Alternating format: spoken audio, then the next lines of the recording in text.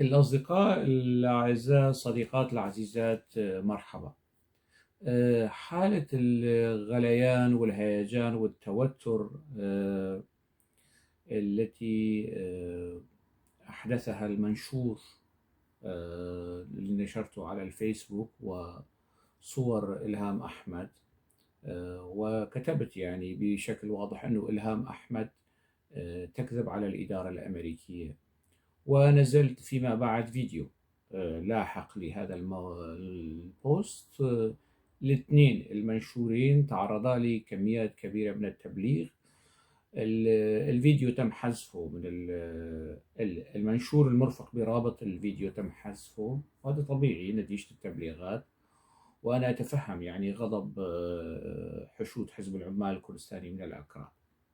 طبيعي يعني أنتقد هذا الحزب منذ 11 سنة أو 10 سنوات، ولي تجربة مع هذا الحزب، وراح أحكي أنا كثير يعني راح أحكي، لأنه الحديث عن التجربة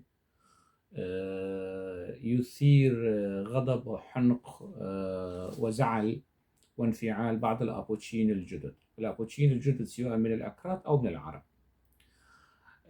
في شخص بالولايات المتحدة الأمريكية اسمه عهد الهندي. عهد الهندي محسوب على المعارضة السورية، وكان يعني حاول يعمل شوية بزنس مع الائتلاف، فشل، فقلب على الضفة الأخرى وصار يتواصل مع القسد وعمل شوية بزنس حاليا. زوجته هديل كوكي حاليا تدير موقع نورث بريس المرخص، واللي بيشتغل في المناطق تحت مناطق سيطرة قسد أو مناطق سيطرة حزب العمال الكردستاني. هي مناطق حزب العمال الكردستاني، قسد وهالأمور هي تسميات شكلية. هذا العهد يعني لم يمكث عهده مع حزب العمال الكردستاني وقسد وكذا، فنشر منشور يهاجمني فيه. يعني طبعا أنا لم أتحدث عنه بأي شيء، يعني لم أتناوله في الفيديو وفي المنشور. هو أصلا غير معني وغير مدرج على يعني حساباتي فيما يتعلق بتناول تجربة حزب العمال الكردستاني بالنقد والمراجعة. طبعا أنا خبير في هذا الشأن، لأنه أنا عايشت هاي تجربة 20 سنة.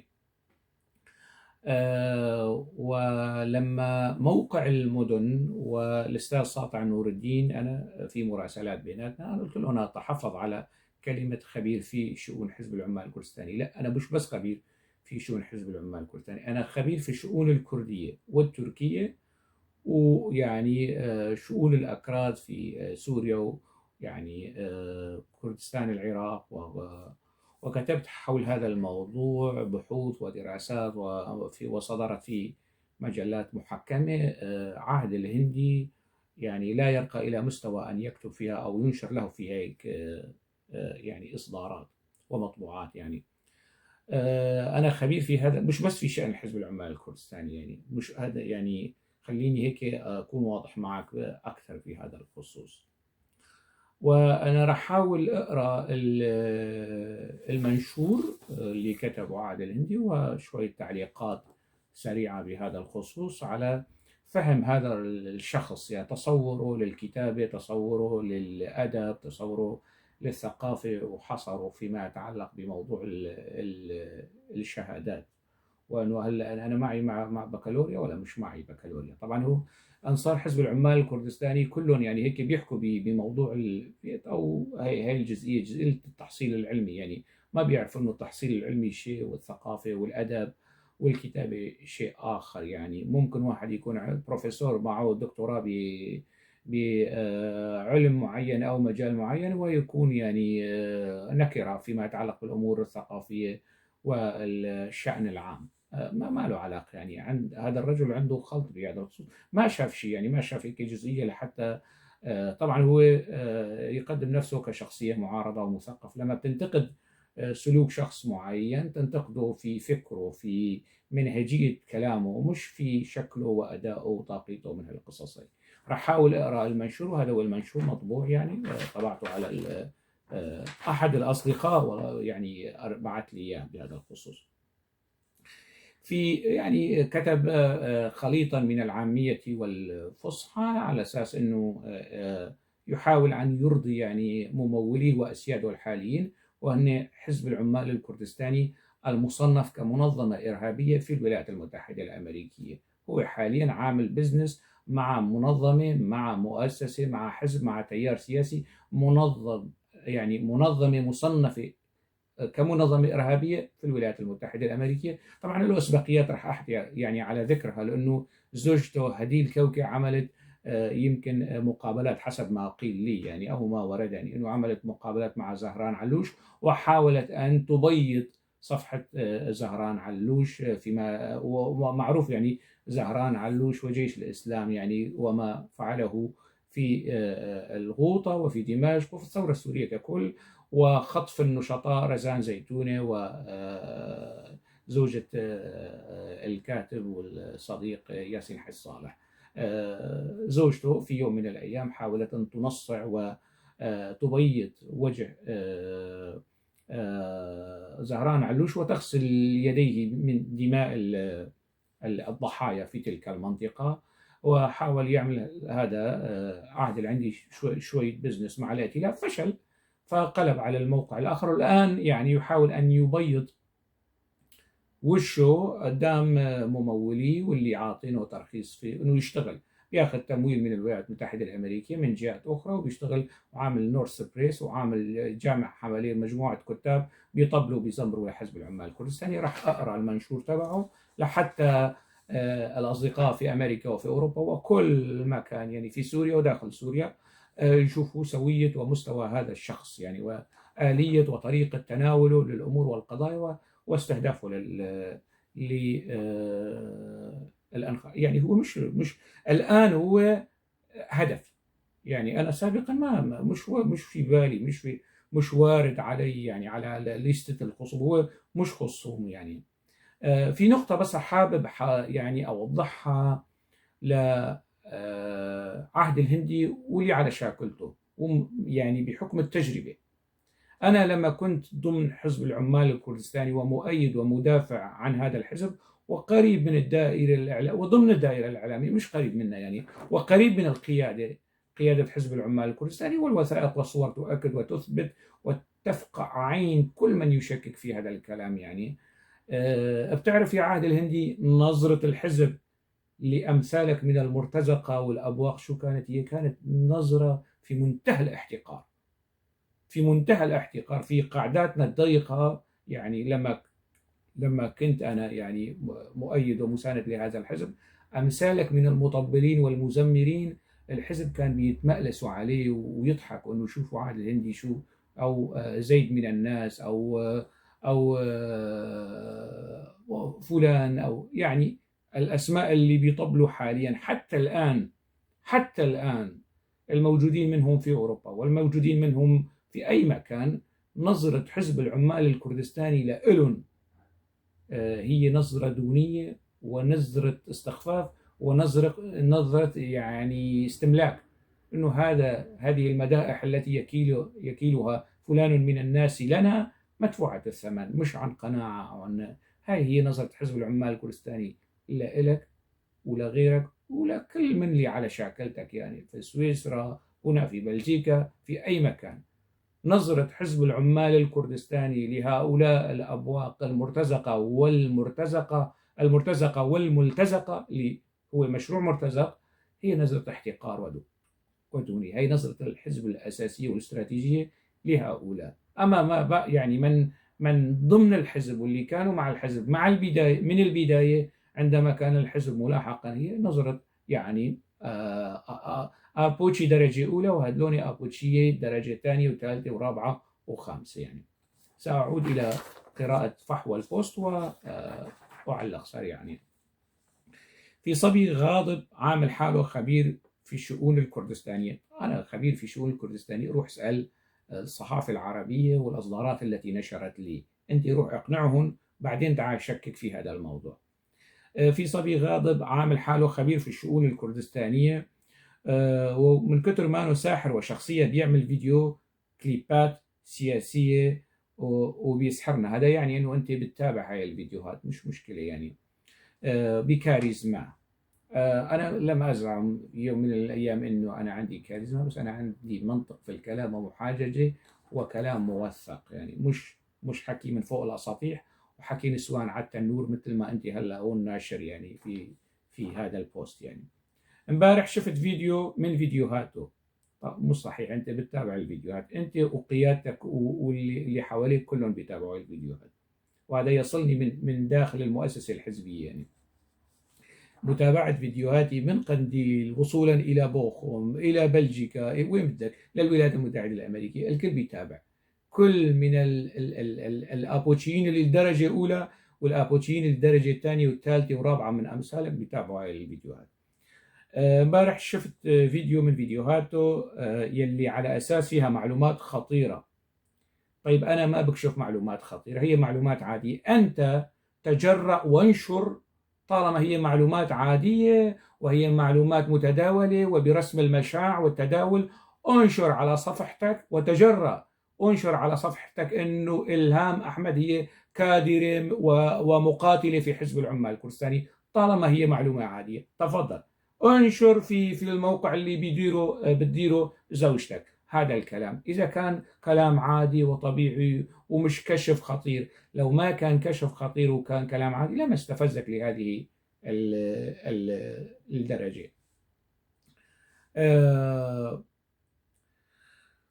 نص الفيديو قضاه أنا وأنا وأنا. طبعا أنا راح أحكي أنا وأنا وأنا لأنه أمثالك من الأبوجيين الجدد اللي بيحاولوا يزايدوا، يعني مش مطلعين لا على يعني تجربة حزب العمال الكردستاني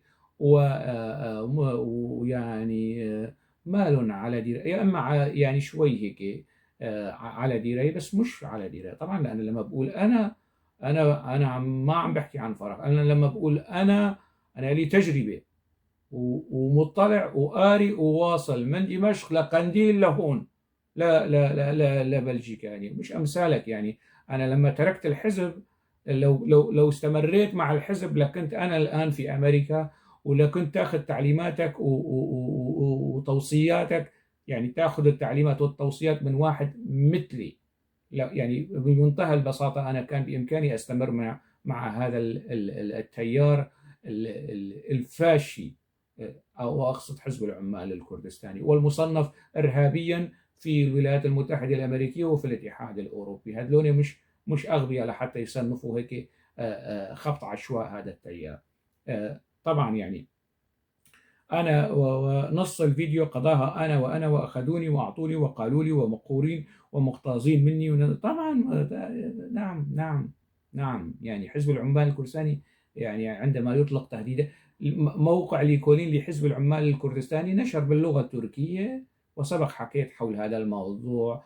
مادة خاصة موقع ليكولين اللي أنت ما بتعرفوا شو هذا الموقع، يدار في من جبال القنديل، مقال خاص عن هوشانغ أوسي، ويستهدف هوشانغ أوسي شخصيا في سمعته وفي كرامته وفي استهداف شخصي، يعني استهداف شخصي. وحزب العمال الكردستاني عندما يستهدف أشخاصا يعني كقوة عسكرية وكقوة قوة عسكرية وأمنية غاشمة وضاربة، أنا بعرف شو معنات هذا الكلام، أنت ما بتعرف شو معنات هذا الكلام.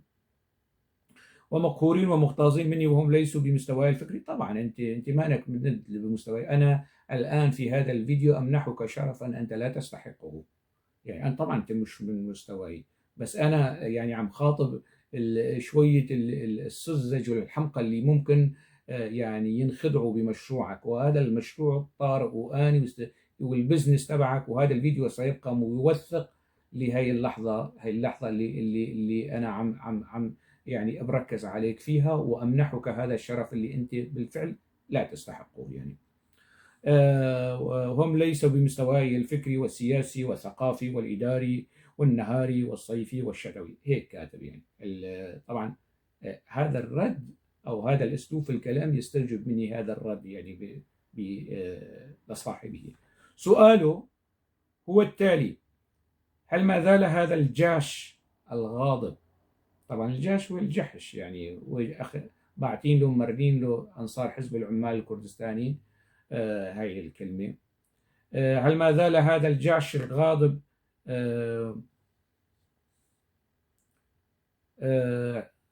شو البكالوريا؟ هل ما زال هذا الجعش الغاضب البكالوريا أم بعده على التاسع؟ وإذا أخذ البكالوريا هل بكالوريته أدبي أم صناعة؟ أنا ما معي بكالوريا. أنا في يوم من الأيام لم أزعم بأنه قضية التحصيل العلمي والتحصيل العلمي مش مشكلة بالنسبة لي عقد. يعني أنا حاضر ملتقيات ومؤتمرات حضرتك لا يمكن أن تقترب من عتبتها. نشرت بحوث ودراسات في إصدارات وحكمت بحوث ودراسات في إصدارات محكمة، مش بس نشرت، حكمت كمان في هذا الخصوص. يعني أنت روح اقنع صحيفة الحياة اللي كتبت فيها 10 سنوات انه انتم ليش تنشروا لهوشانغ اوسي في الادب والثقافه والسياسه وصفحات الري. روح اقنعون. اقنع صحيفه الشرق الاوسط التي نشرت لهوشانغ اوسي، اقنع صحيفه الخليج، اقنع صحيفه المستقبل، النهار، السفير، اقنع الصحافه العربيه كلها بانه انتم ليش لا تترك الصحافه العربيه على جنب. اقنع موقع المونيتور انه ليش تترجم مقالات هوشانغ اوسي من العربيه الى. انت بتعرف موقع المونيتور؟ هذا موقع المونيتور مش موقع مرتك يعني نورث بريس اللي بتديره زوجتك. يعني مع احترامي لزوجتك الفاضله يعني. روح اسال نورث المونيتور انتم ليش بتنشروا مقالات زوجتك. روح اسال جريده راديكال التركيه ليش كنتوا بتنشروا لهوشانكوسي بال 2009. 2009 ليش بتنشروا له؟ روح اقنع حزب العمال الكردستاني انه هذا الشخص معه صف تاسع. انتوا ليش تحطوه في هيئه تحرير مجله سورغول؟ ليش تحطوه في هيئه تحرير القسم العربي في فضائيه روج؟ ليش في هيئه تحرير مجله روجدا؟ وروح اقنع جميل بايك انه انت ليش تجالس هوشان كوسي في جبال قنديل 3 4 ساعات. هذا القيادي اللي انت لسه ما شفته يعني. اقنع دوران كالكان عباس انه ليش تجالس وشانغوسي لمده ساعات. اقنع مراد كرايلان انه ليش تجري تقبل على اجراء حوار مع هوشانغوسي تفرض له صحيفه الحياه صفحه كامله. روح اقنع هؤلاء القاده اللي انت حاليا عم تسترزق منهم.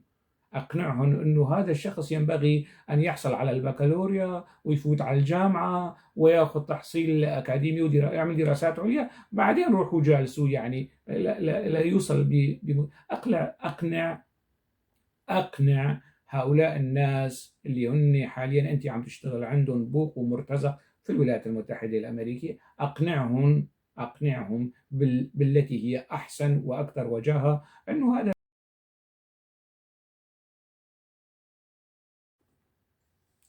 إيه يا هذا عهد الهندي، يا رفيق عهد الهندي، موموستا.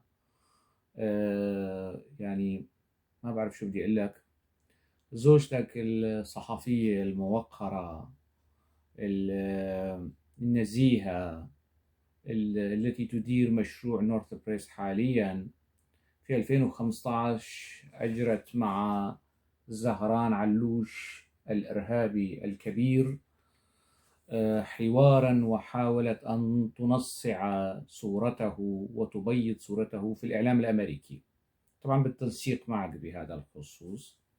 في 2012 زوجتك كانت تحاول أن تقدم صورة وردية عن هذا الإرهابي الذي اختطف نشطاء مدنيين. وفي هذا الحوار الذي يعني جيش الإسلام ترجم الحوار كاملا ونشره على موقعي الرسمي، وراح أنشر الرابط أسفل هذا الفيديو لمن يعلم، لمن لا يمتلك يعني ذاكرة الذباب والسمك، كيف إنك أنت وزوجتك حاولتم أن تعوموا زهران علوش وتقدموا زهران علوش في صورة وردية في الإعلام العام الأمريكي حاليا، تماما مثل ما تحاولون تقديم حزب العمال الكردستاني وتعويم وتبييض وتقديم صورة حزب العمال الكردستاني في الإعلام الأمريكي وفي الإعلام العربي كمان يعني.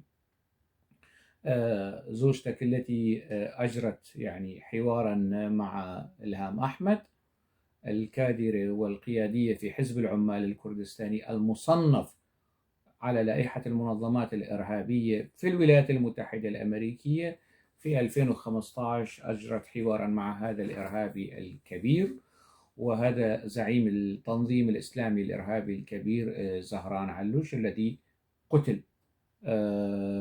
و يعني حاولت أن تقدم صورة وردية على أنها مسيحية، ولم تتوقع من هذا الرجل ومن هذا التنظيم هذا الانفتاح، وحاولت أن تبرئ ساحة هذا التنظيم من جريمة اختطاف النشطاء السياسيين الحقوقيين رزان زيتونة وزوجة ياسين حس صالح.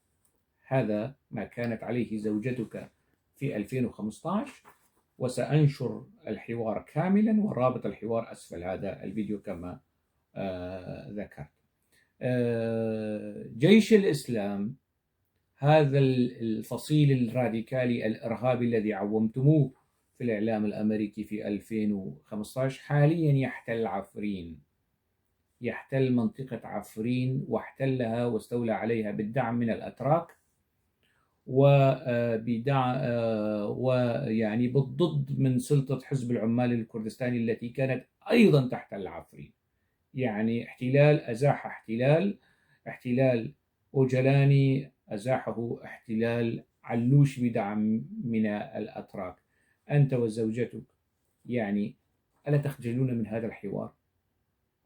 ألا ينتابكم الخزي والعار أنكم في يوم من الأيام سوقتم لزهران علوش ولهذا التنظيم الإرهابي الذي يحتل الآن منطقة عفرين؟ يعني عدا عن ذلك، لمن لا يعلم وأنا أعلم، يعني أنا أعلم يا سيد عهد الهندي أنه في 2015 و2016 أنت كنت في إسطنبول وحاولت مع الائتلاف وقدمت مشاريع إعلامية وما إلى ذلك، لكن الائتلاف طنشك وزبلك. الائتلاف المزبل، الائتلاف اللي هو عبارة عن يعني شلة مرتزقة بيشتغلوا عند التركي، زبلوك أنت.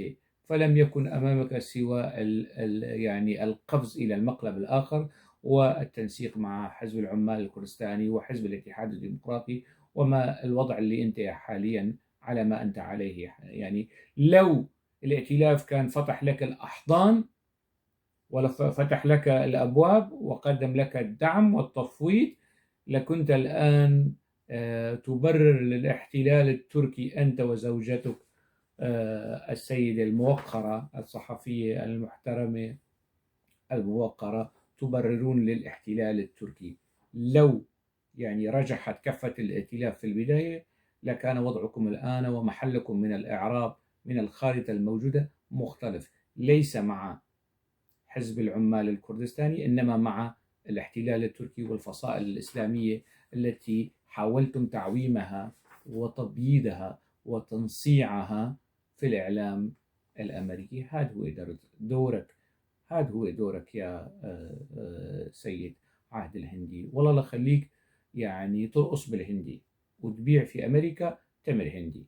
يعني ما بعرف مين هذا الغبي اللي دفشك على هوشنغ أوسي وجاي توصف هوشنغ أوسي أنا الجعش ولا أنت اللي حاولت أن تكون مرتزق عند الائتلاف ورفضك ولفظك الائتلاف، وحاليا عم تشتغل مرتزق رخيص عند حزب العمال الكردستاني، وما خفي كان أعظم، ويعلم الله يعني عم تشتغل لحساب مين كمان.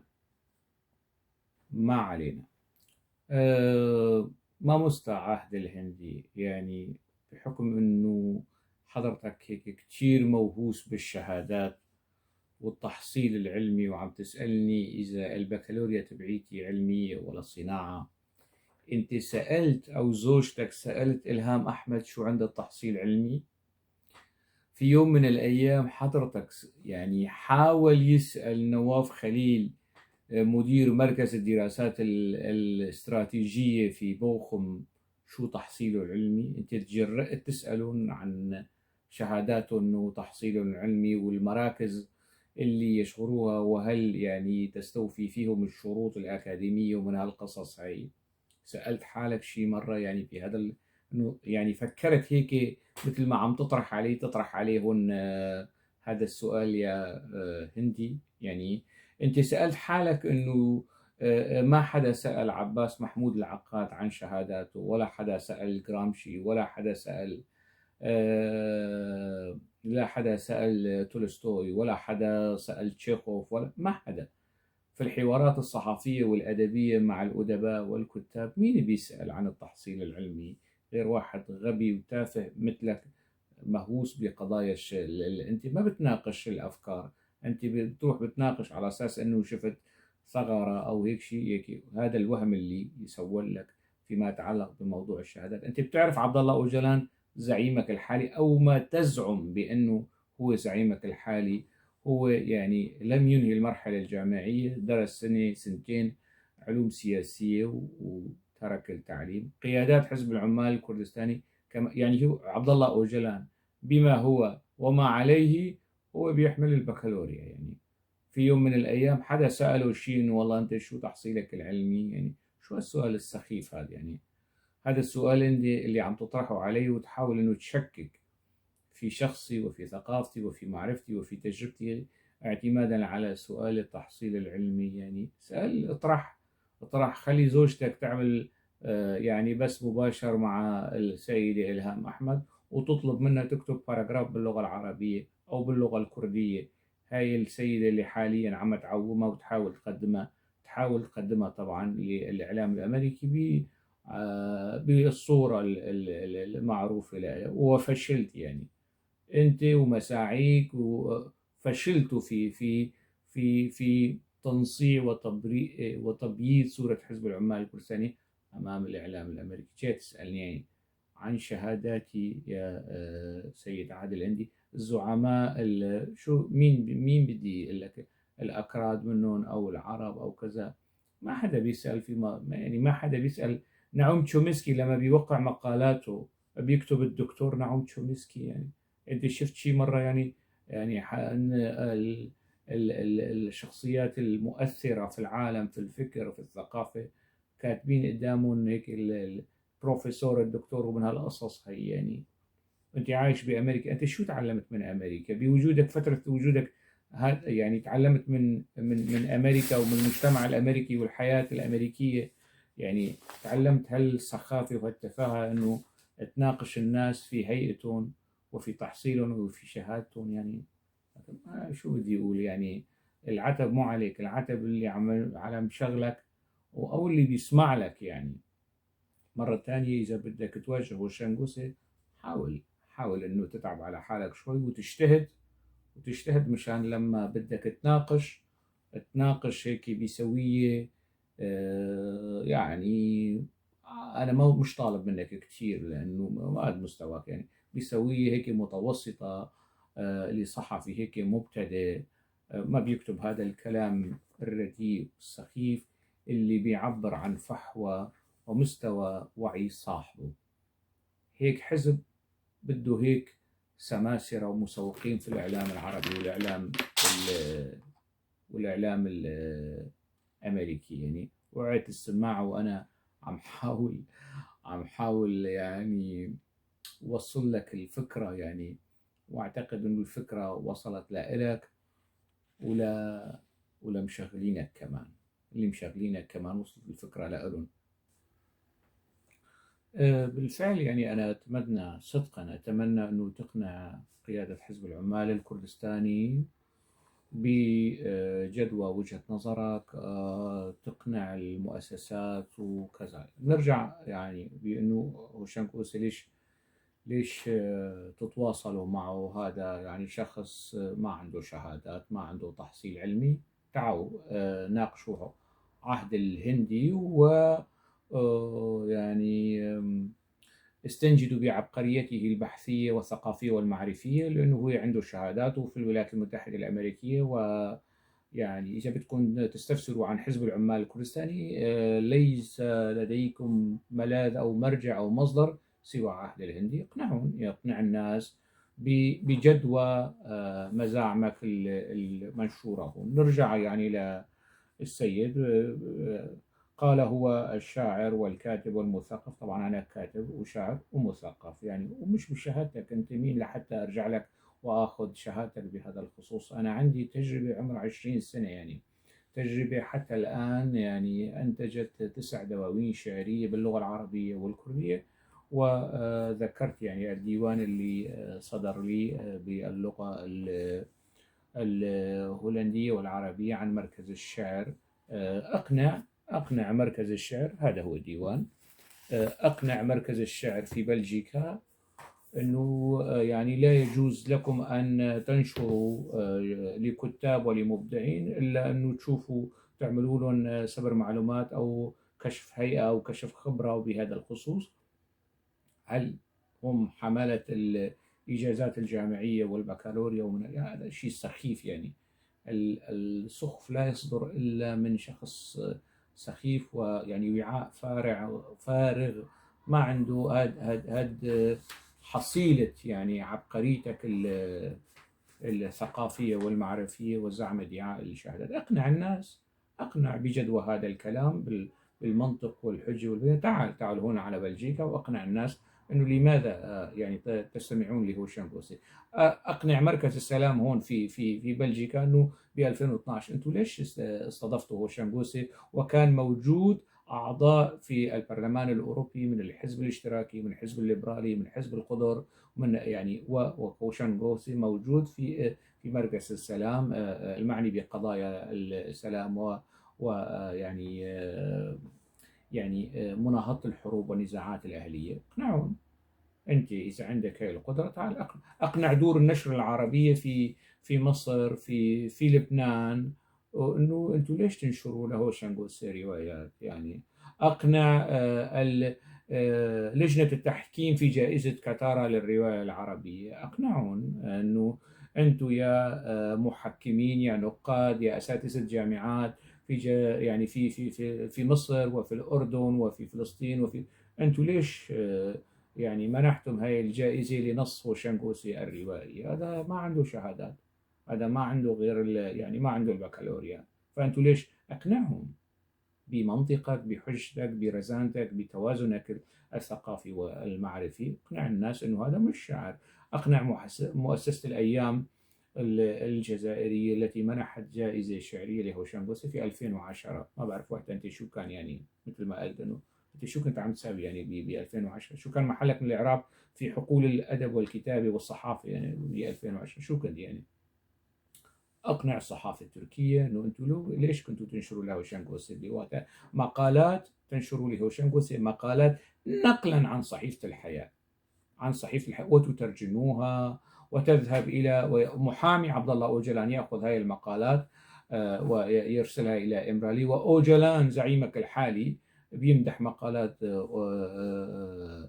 يعني مقالات هوشنغوسي. جميل بايك بيعرف مين هو هوشنغوسي، مراد قرائلان بيعرف هوشنغوسي، عباس دوران كالكان بيعرفوا مين هو هوشنغوسي، بس بيعرفوا مين هو عهد الهندي؟ ما بيعرفوا. إذا طلبوا تقرير عن عهد الهندي بتعرف أنت مسؤول حزب العمال الكردستاني في أوروبا أو في أمريكا أو في أي مكان بيكتبوا تقرير عندك أنه هذا واحد عم يشتغل عنا، يعني هذا واحد مرتزق حلاك عم يشتغل عنا يعني نستفيد منه شوي، يعني هو يستفيد ونحن نستفيد منه. هاي هي نظرة حزب العمال الكردستاني لأمثالك، مش لأمثالي اللي أنا كنت جزء من هاي المنظومة. أنت دخيل ومتطفل وأبولشي مستجد في هذا الخصوص. يعني أنت علاقتك مع حزب العمال الكردستاني علاقة مش علاقة مبدأ، علاقة بزنس. مرتك ووكالة الأنباء اللي بتاخذوا تمويل أخذ ترخيص متقصد يعني. لو هاي الأبواب نسدد فيه. أو أنا شفت لك يمكن بوست أو هيك شيء أو معلق على الفيديوهات التي كانت ترشق الدبابات الأمريكية وبتقول لا تشد إيدك كثير هبال، لا تشد إيدك على الحجر هبال، لأنه هاي الدبابات بتحمي مشروعك أنت هنيك يعني، وتحمي يعني مشاريع الكثير من المرتزقة والملتزقة اللي بيعتاشوا حاليا على مائدة حزب العمال الكردستاني. إذا أنت بدك ترد على يعني على هوشام بوسي، رد ثاني مرة بمنطق يعني هيك متوازن محترم يليق بأنه واحد زوجته رئيس التحرير موقع إلكتروني له علاقة بالإعلام، له علاقة بالرصد، بالبحث، بالتحري، بالتحليل، بهالمستوى. يعني أنت الآن تسيء إلى نفسك، وأسأت إلى زوجتك وإلى الموقع وإلى مموليك نفسهم. يعني أنت يعني حطيت نفسك في مواقف بايخة أنت واللي، يعني أنا ما بعرف مين الغبي اللي دفشك، مين الغبي اللي دفشك إنه تشتبك معه هوشام. بس أنت مش ند يعني اللي والله شو بيقول كمان يعني هلا عرفتم من هذا الجاش؟ تحت آخر فيديو كان لابس طاقية المثقفين. طبعا أنا هلا راح ألبس لك هي طاقية المثقفين. هي إذا أنت بتعتبرها يعني استهداف الإنسان في هيئته وفي شخصه وفي هندامه وفي شكله، هذا هو مستواك الأخلاقي والثقافي. يعني يستهدف الناس في أفكارهم لا في شكلهم، حجم أنفه والله أصلع وما بعرف شو. أنا فيني أشلح طاقية المثقفين، ويعني اتناولك بنفس هاي الطريقة المبتذلة والرخيصة اللي انت تناولت فيها شخص كاتب كردي سوري، الفارق بينه وبينك انه ينتقد حزب العمال الكردستاني بجرأة، ودافع عن حزب العمال الكردستاني لما انت كنت ما بعرف وين. في ايام ما كانت تدور الدوار على هذا الحزب، انا اللي كنت مع هذا الحزب وبدافع عنه في وجه النظام السوري، وتعرضت للملاحقة وغادرت بلدي نتيجة هاي الضريبة. والآن أدفع ضريبة انتقاداتي لحزب العمال الكردستاني. واحد رخيص مثلك جاي يستهدفني في شخصيتي وفي ثقافتي في وعيي. هذا الكلام ويعني موثق في هذا الفيديو، وأنت ستندم على هذا الكلام. يعني لأنه التاريخ يحكم والتاريخ يفصل، يعني أستاذ ومراقب ومسجل، وسيحكم بيننا يعني في يوم من الأيام.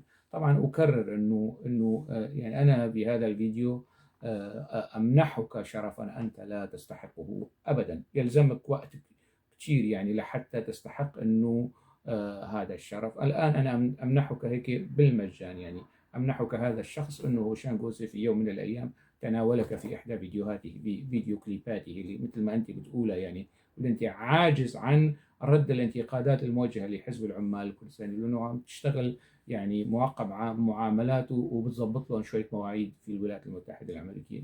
إن شاء الله كل فكرة إنه الناس مش عارفين يعني برجع بكرر انه مين هذا الغبي اللي دفشك انه يعني بتصير مادي او تاخذ من هوشام جوسي ولو نصف ساعه او ساعه من وقته.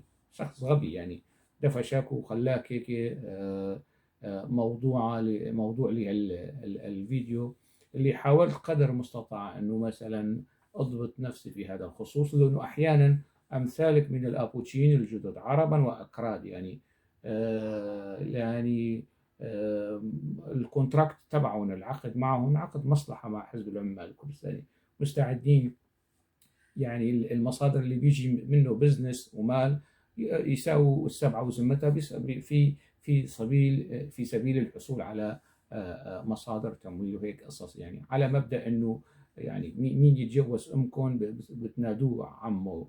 هذا هو المنطق، مش منطق الإعلام والرصد والمواقف الحيادية. مصادر القوى المسيطرة على الأرض مين تكون، كيف المداخل، كيف هي المفاتيح، كيف فيكم تساووا شغل وبزنس ومن الحكي هذا هو مستواك يا سيد عهد الهندي. ثاني مرة يعني كرر يعني أنه صدقا قد ما اشتغلت وقد ما اجتهدت قد ما أخلصت في دفاعك عن حزب العمال الكردستاني، وأنت لم تدافع عن حزب العمال الكردستاني، يعني قد ما حاولت تكون مخلص ووفي لهذا الحزب، دائما نظرة هذا الحزب هي نظرة استصغار لإلك ونظرة ارتزاق. أنا بيخونوني، خليه يخونوني زورا وعدوانا وبهتانا، أفضل لي مليون مرة أنه يطلعوا علي نظرة ارتزاق. أنا ما بيطلعوا علي نظرة ارتزاق لأنه أنا كنت معهم وبدافع عنهم. لا أنت في وقت أنت كنت في الطي المجهول والغيب ومالك محل من الإعراب أنت واللي أمثالك. لكن ثق تماما يعني هؤلاء المرتزقة واللي أنت على شاقلتك أكرادا وعربا، حزب العمال الكردستاني ينظر إليكم نظرة احتقار، نظرة استصغار، إنه أنتم مجرد يعني موظفين عنده، أو يعني في عندكم بزنس مع حزب العمال الكردستاني. هذا البزنس مؤقت، ومهما اجتهدت في هذا الخصوص يعني لن ترقى إلى هوشنغ غوسي لما كان يعني عند حزب العمال الكردستاني. لأنه أنا علاقتي مع الحزب كانت علاقة مبدأ، علاقة لا منفعة فيها، لا مصلحة فيها. أنت أقنع كل هؤلاء الذين أتيت على ذكرهم، مؤسسات وشخصيات ومواقع، وأقنعهم بزعمك هذا، ثم يعني تعال آه، وناقش هوشنغوسي في مصادر وعيه ومصادر ثقافته ومصادر نقده، مصادر تناوله لحزب العمال الكردستاني. أكتفي بهذا القدر. يعني وأنا أتمنى لك التوفيق يعني في مسعاك. ثاني مرة إذا بدك ترد، رد هيك بشكل يعني يكون في شوية اجتهاد، شوية وعي، شوي هيك احترام، تحترم حالك مشان الناس يتناولوك باحترام. أكتفي بهذا القدر، وألقاكم على خير.